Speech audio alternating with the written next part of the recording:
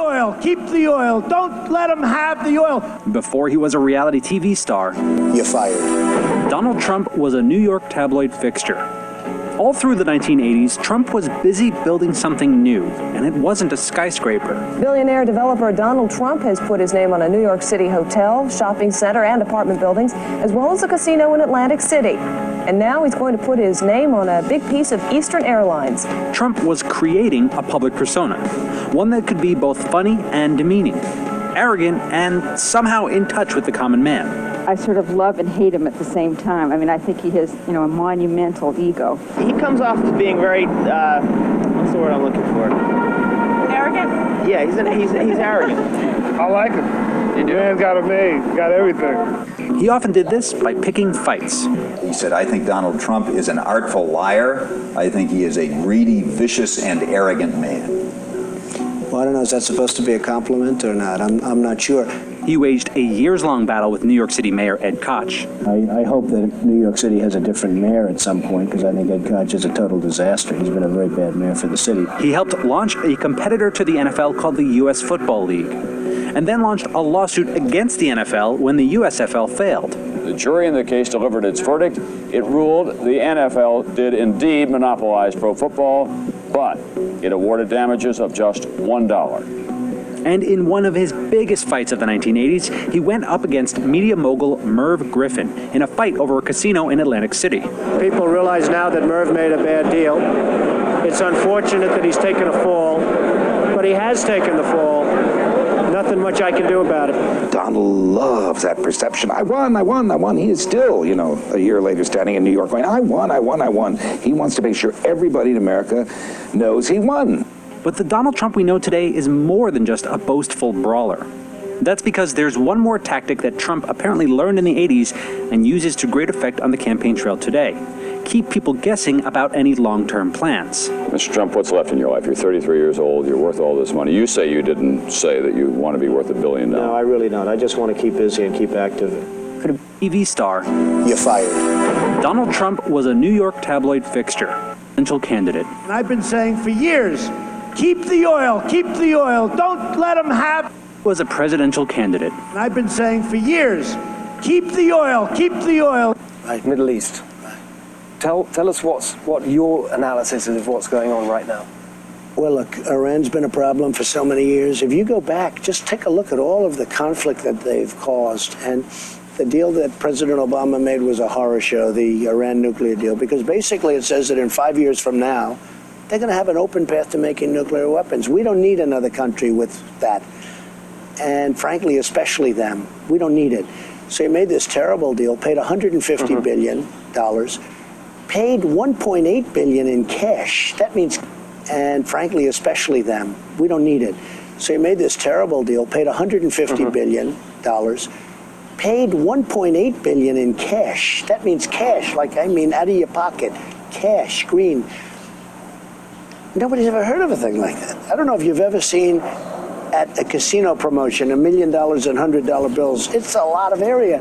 What's $1.8 billion like? So he paid all of this money, made a terrible deal. We don't have good inspection rights. We weren't even allowed to inspect some of the most important sites like military bases, certain things where they would do it. Okay. After winning the war, Iran suffered many severe sanctions, which was designed to cripple the economy of Iran and break the spirit of the Iranian people to support the revolution. Although we are grateful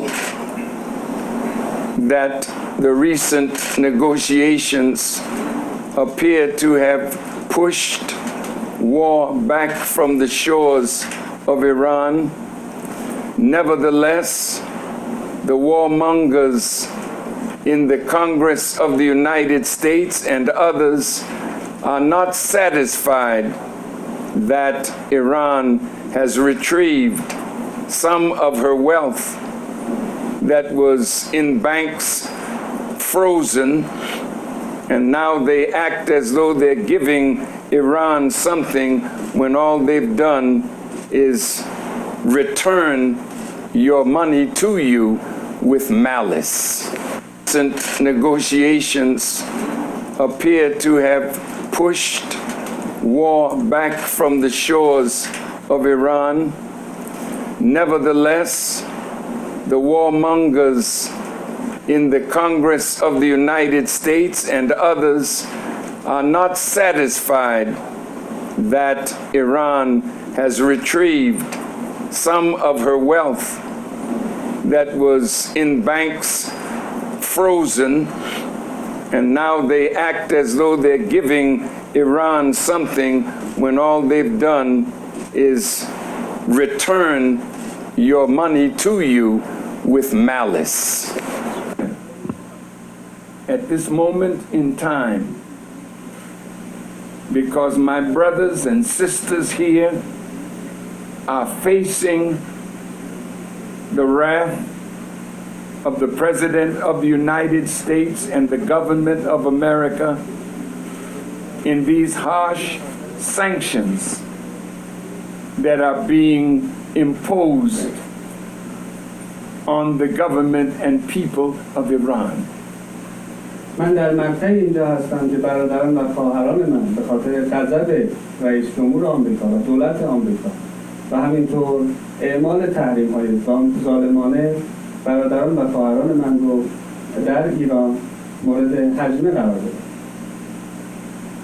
The world said they did not want Iran to possess nuclear weapons.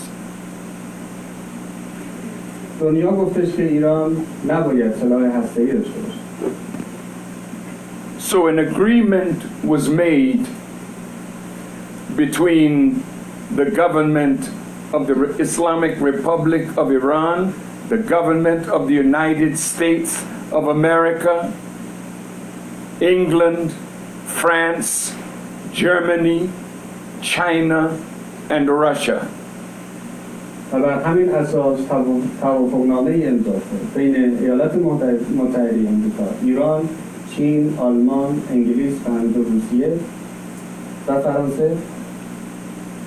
Every investigative body during the years of this treaty arrangement said that Iran had never violated one aspect of that agreement. همه نهادهای ناظر به اتفاق گفتن که ایران حتی یکی از مفاد این معاهده رو هم نقض نکرده تا به حال. In America, they said that they gave Iran billions of dollars, but they never said that they were holding over $150 billion of Iranian money, and they were supposed to give it back during the treaty arrangement. But has Iran gotten that money back yet? Can anybody answer that question for me? گفتن که به ایران میلیاردها دلار پول دادن، اما 150 میلیارد دلاری که قرار بود بر اساس این توافقنامه به ایران داده بشه واقعا این اتفاق افتاده؟ کسی میتونه این سوال من رو جواب بده؟ Iran fulfilled what she signed to do on that paper, but America has not. ایران به تعهد خودش و به امضای خودش که در اون توافقنامه اومده بود. We don't need another country with that. And frankly, especially them. We don't need it. So he made this terrible deal, paid $150 billion, paid $1.8 billion in cash. That means cash, like I mean out of your pocket. Cash, green. Nobody's ever heard of a thing like that. I don't know if you've ever seen at a casino promotion $1 million in $100 bills. It's a lot of area. What's $1.8 billion like? So he paid all of this money, made a terrible deal. We don't have good inspection rights. We're not where they would do it. Okay. The deal was terrible. When I first came to office, one of the first meetings I had was at the Pentagon with generals, and they were showing me the Middle East. And they had 14 or 15 sites where there was nothing but war, problems. Every single one of those sites was instigated by Iran. It was Iran military. It was people paid by Iran. It was sanctions. The deal, reached in 2015, brought together the permanent members of the UN Security Council and the EU. It is a great honor for us to announce that we have reached an agreement on the Iranian nuclear issue. And it was called the Joint Comprehensive Plan of Action. A shared commitment to peace and to join hands in order to make our world safer. Iran agreed to do away with large parts of its nuclear program and allow international inspectors to monitor what was left. In return, the international community agreed to lift the sanctions, allowing Iran to do business, sell oil, and recover $100 billion of assets frozen in banks abroad. To lift the sanctions, allowing Iran to do business, sell oil, and recover $100 billion of assets frozen in banks abroad. Is defective at its core. The United States will withdraw from the Iran nuclear deal. Trump has been saying he wants to exit the Iran nuclear deal for a long time, a deal that has so far prevented Iran from developing nuclear weapons. The United States no longer makes empty threats. When I make promises, I keep them. This is a massive reversal of U.S. foreign policy with far-reaching consequences. So, why does Trump hate the deal? What exactly does he want, and how did we get here? This was something that President Obama, when he took office, said was his priority, and when it was signed in 2015, this was the high mark of his presidency. It's also, interestingly, something that the U.S. had been involved in for decades. When the Shah was in power in Iran, the U.S. had helped him develop a civilian nuclear program. There was concern decades later that the new government of Iran was going to try to take that program and develop a nuclear weapon. This deal, the deal that President Trump just pulled out of, was the world's attempt to prevent war and to get Iran to stop that pursuit of a weapon without forcing it to. So that's ultimately how we got to the Joint Comprehensive Plan of Action, the formal name for the Iran deal, signed not just by Iran and the United States, but also the UK, France, Germany, Russia, China, and the European Union. At its broadest, the deal imposed a set of restrictions on how Iran developed nuclear capabilities in exchange for the U.S. reducing economic sanctions. Now, the way the JCPOA was structured, the president recertified it every 90 days, or those sanctions would kick back in. Trump had threatened this outcome for months, but is just now enacting it.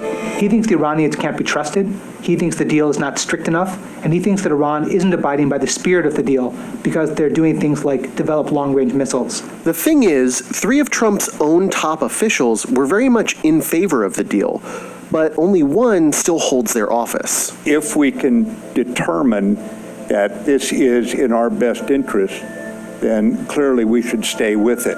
Americans agree with the Secretary of Defense.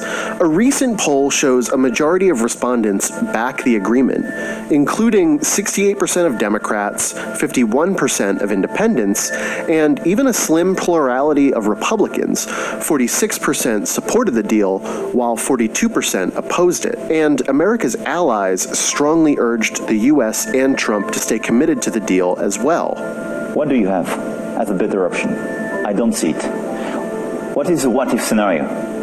Or your plan B? I don't have any plan B for nuclear against Iran. We are of the opinion that the JCPOA is a first step. But Trump believes he can negotiate better terms. They are going to want to make a new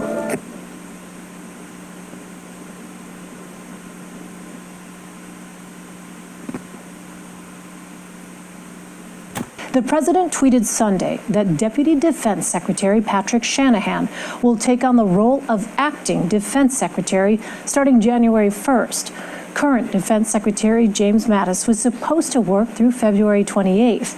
He submitted his resignation Thursday, one day after President Trump announced on Twitter that he would pull U.S. troops out of Syria.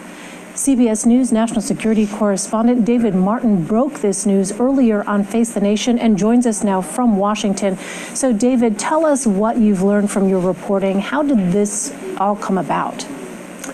Well, this effectively turns Secretary Mattis's resignation into a firing, because the Secretary of Defense had said he would depart on February 28th. which would be after the new budget for the Pentagon had been submitted, and it would be after another meeting of NATO defense ministers. He said that would give time for a search for his successor and an orderly transition.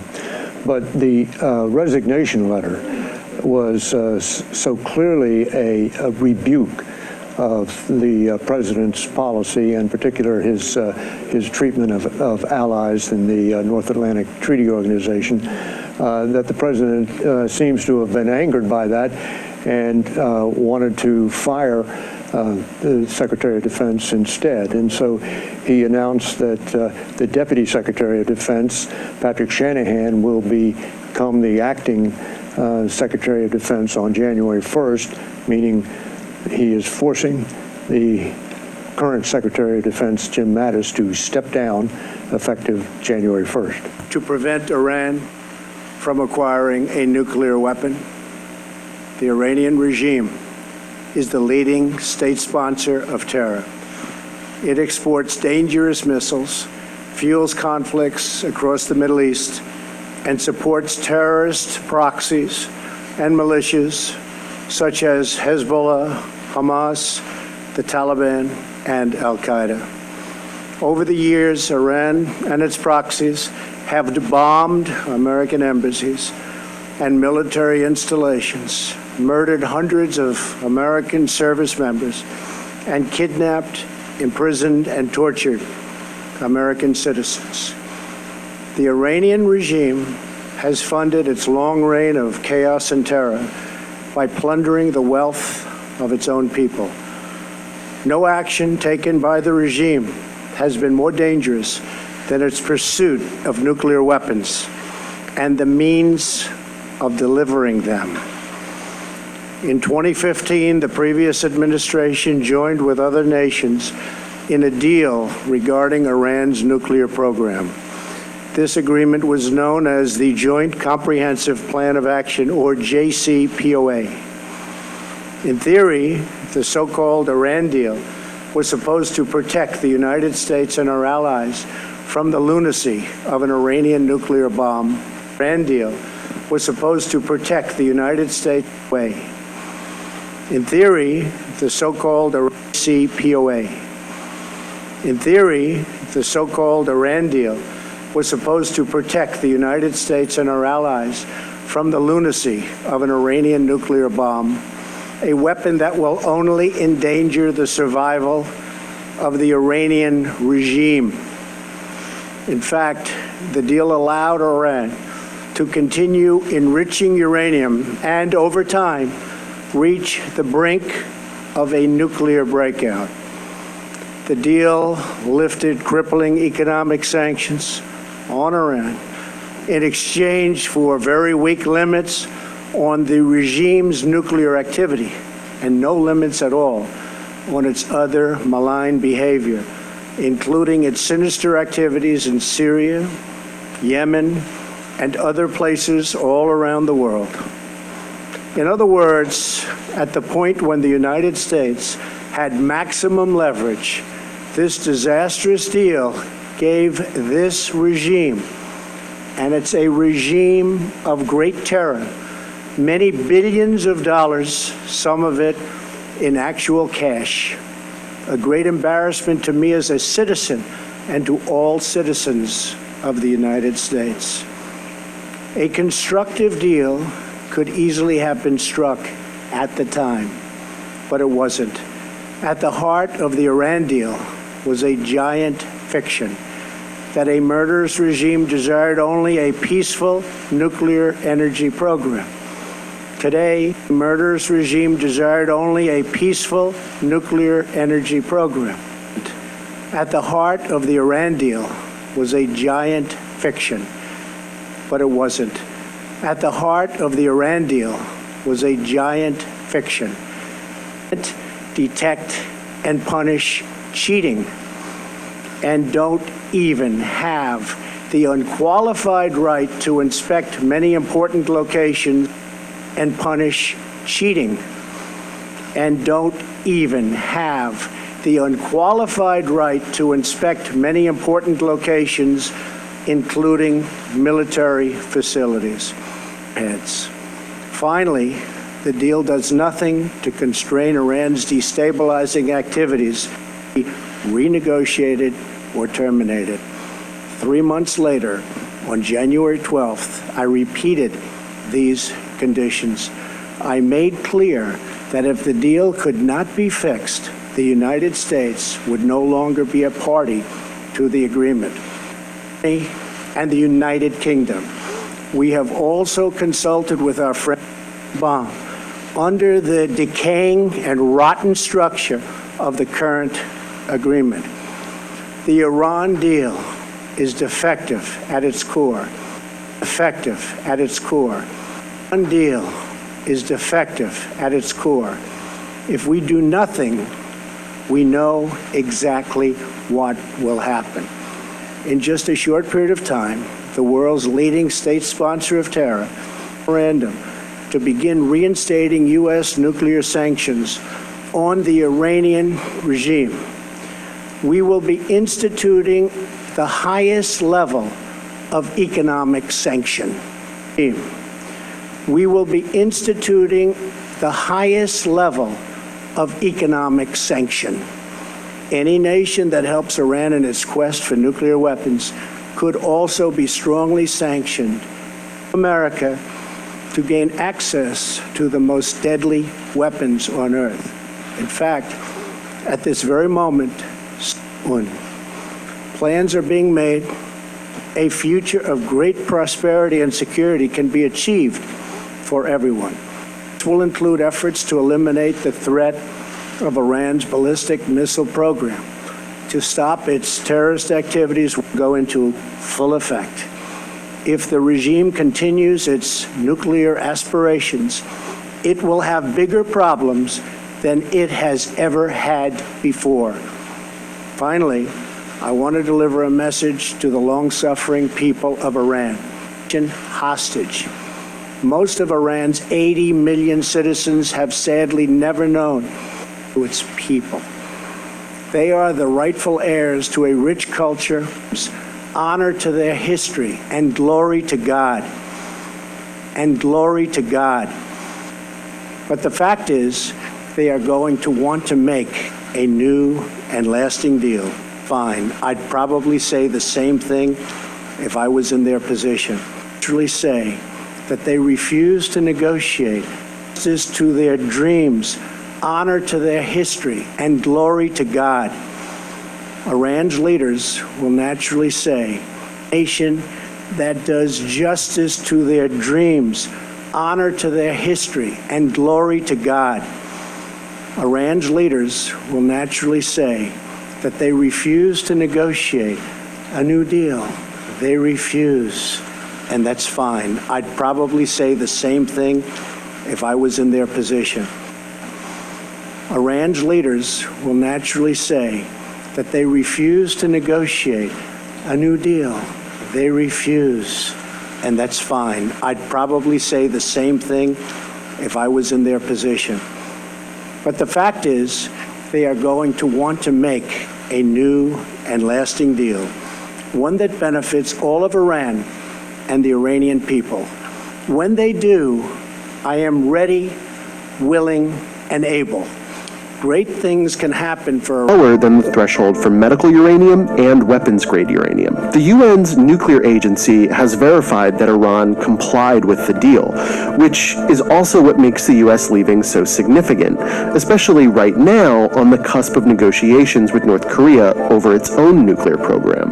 In fact, at this very moment, Secretary Pompeo is on his way to North Korea in preparation for my upcoming meeting with Kim Jong-un. But here's the thing. If you're the North Korean government, and especially if you're Kim Jong-un, and you're watching what just happened with the Iran deal, why would you believe that if you struck a deal with President Trump, that the next president would stick to it? If you've just seen, literally, the United States tear up the previous deal they had signed with the country to get that country to give up its nuclear program. And that's why President Trump's decision to pull out the Iran deal is so dangerous. Europe believes the deal works. European companies are doing business with Iran. So this isn't just a blow diplomatically, it's also a blow financially to many of our closest allies around the world. Mr. President, how does this this make America safer? How does this make America safer? Thank you very much. This will make America much safer. I must tell you, I had no idea it was going to be as strong as it was. The country is devastated from the standpoint of the economy. But now you see, the thing that I think a lot of people are worried about. Thousands of blankets, cooking supplies, sleeping mats, and tents to help flood victims. The UNHCR works in Iran primarily with refugee communities. Aid workers say at times like this, helping with flood relief is the right thing to do. But it was not easy. U.S. sanctions meant weeks of extra bureaucracy. Although it's a few weeks ago now that the most heavy floods happened, you can still see the very severe impact. Flooding in 100 years. It's led to at least 70 deaths and flooding in 2/3 of Iran. And it's set to get worse. Heavy rain since mid-March has flooded at least 24 of Iran's 31 provinces. Golestan province in the north bore the initial brunt of the flooding. Subsequently, it spread to other provinces, including Lorestan, Fars, and Khuzestan in the southwest. Khuzestan, in fact, has 3 major rivers that flow through it, and the continued threat of flooding has led authorities to order the evacuation of 6 cities along the Karkeh River. Unprecedented scenes for a normally arid region.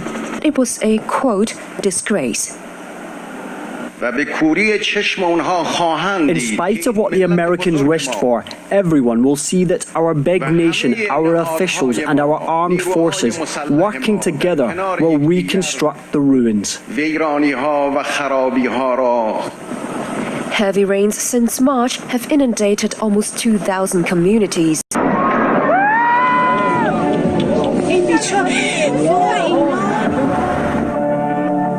These floods are unprecedented in Iran's recent history. They're very intense, huge, and are covering 23 provinces of Iran, which is very unusual.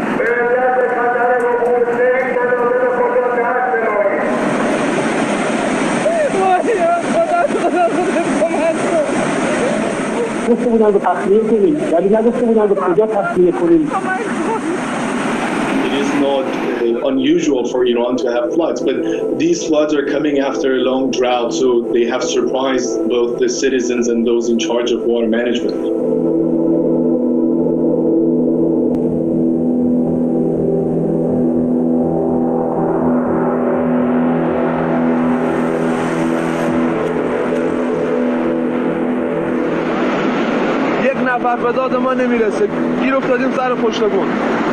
Is that we have built a lot of dams, we have developed a lot of cities, and people have got too close to riverbeds. Commanders and their partners last night at the White House for dinner. The gathering came amid concerns about tensions with North Korea and the Iran nuclear deal. During a photo op in the White House dining room, President Trump made this puzzling comment. You guys know what this represents? Well, I don't know, maybe it's the comedy for the storm. Western storming. Could be comedy for the storm. Now, the president was asked again what he meant by calm before the storm, and he responded, "You'll find out." The White House has not clarified the comments further. Mr. Trump faces an October 15th deadline on the Iran nuclear deal. He is expected to refuse to certify that Iran is in compliance. CBS News White House and senior foreign affairs correspondent Margaret Brennan joins us now. She's at the White House. I share the question that was raised in that room, Margaret. What storm is the president referring to? The White House is refusing to clarify what the president meant, and if you play out that full tape, you had reporters repeatedly say to the president, "Sir, what storm? Which storm? Are you talking about Iran? Are you talking about ISIS? What are you referring to?" It's a very unusual statement, and it's one that raises a lot of concern, not necessarily the people in that room, but here in Washington and around the world. It's not something that an American president does typically to sort of tease the idea of an impending crisis. Typically, it's one you try to play down and express you're in control of, but clearly the president was trying to send a message of strength, one he constantly refers to as one of the things that differentiates him. He often trots out his military, as you saw with that dinner. He was standing alongside all the combatant commanders, all the big military leaders here in the United States gathered with him here. This is often something that's done behind closed doors, but President Trump wanted the press there and wanted to make that statement. It was deliberate. Margaret, during the campaign, he certainly wasn't coy at all. The president was very clear on what he wanted to do with the Iran nuclear deal. He wanted to scrap it all together. Now he's saying he wants to decertify it. So what does he accomplish by choosing that instead? So let's be clear here. The president is not expected to tear up the nuclear deal like he promised to do. He's also